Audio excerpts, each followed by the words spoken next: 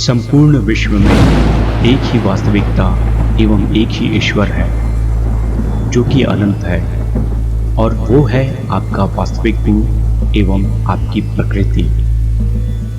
आपकी असीम क्षमता का विकास करने एवं उसे पहचानने के लिए आपको योग, ध्यान, मंत्र एवं ईश्वर की प्रेरक कथाएं सहयोग करती हैं। आपके जीवन की कोई भी कार्य को सफल बनाने के लिए हमें आत्मविश्वास की आवश्यकता होती है, और किसी भी यात्रा को शुरू करने के लिए हमें साहस की आवश्यकता होती है। किंतु जब हम अपनी कमियों को देखते हैं तो हम जीवन की चुनौतियों और समस्याओं का सामना करने में असमर्थ होते हैं। जब हम अपनी अक्षमताओं, कमजोरियों और दोषों पर ध्यान केंद्रित करते हैं तो हम चुनौतियों से दूर भागते हैं, एवं जब भी हम अन्य व्यक्ति की शक्तियों और क्षमताओं को देखते हैं तो हम उन क्षमताओं की आकांक्षा करने लगते हैं, और हम यह कभी सोचते ही नहीं कि हम में से प्रत्येक के पास भिन्न भिन्न और अद्वितीय प्रतिभाएं तथा क्षमताएं हैं। श्री विनायक को हम सर्वश्रेष्ठ उदाहरण के तौर पर भी देख सकते हैं।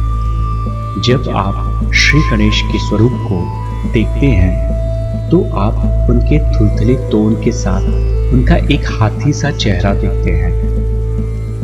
कोई भी ऐसा शरीर वाला व्यक्ति एक बड़ी हीन भावना से ग्रस्त हो सकता है, किंतु यही सीख श्री गणेश की प्रत्येक मनुष्य को स्वीकार करनी चाहिए कि कैसे हम हमारी अकुशलता को विशिष्टता में तथा अपनी विकलांगता को दिव्यांगता में परिवर्तित कर सकते हैं।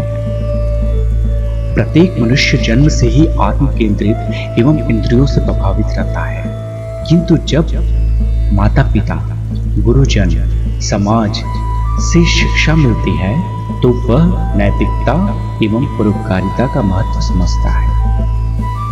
माता पार्वती के शरीर की मैल से श्री गणेश का जन्म से प्राप्त मस्तिष्क अज्ञानी, अहंकारी और अभिमानी मानव के समान है। उस अभिमानी मस्तिष्क को उनके आध्यात्मिक पिता श्री शिव जी ने हटा दिया और उनकी जगह गज का सिर लगा दिया।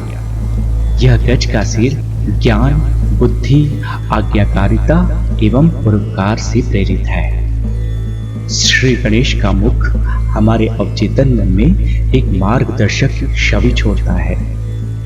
उनकी छोटी आंखें उनकी तेज दूरदर्शिता और समझदारी की क्षमता को दर्शाती है।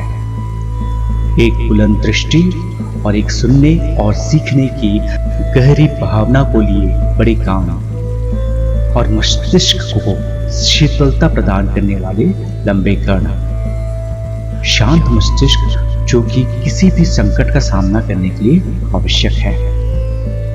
लंबी सूंद आने वाली परेशानियों को पहले से भाप लेता है और हर परेशानी को सूक्ष्मता से जांच करने के महत्व का प्रतीक है।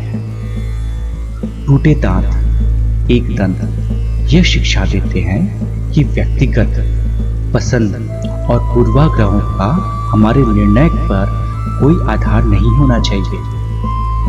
साथ ही प्रत्येक मनुष्य से उसके सर्वश्रेष्ठ गुण, विशेषज्ञता एवं क्षमता के अनुरूप कार्य सौंपना सीखना चाहिए।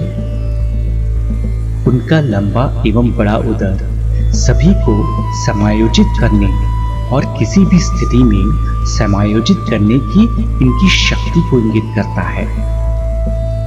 उनका कमल आसन, कमल जैसा आसन अशुद्ध एवं विचलित जल होने पर भी शुद्ध, सकारात्मक और संतुलित रहने का प्रतीक है।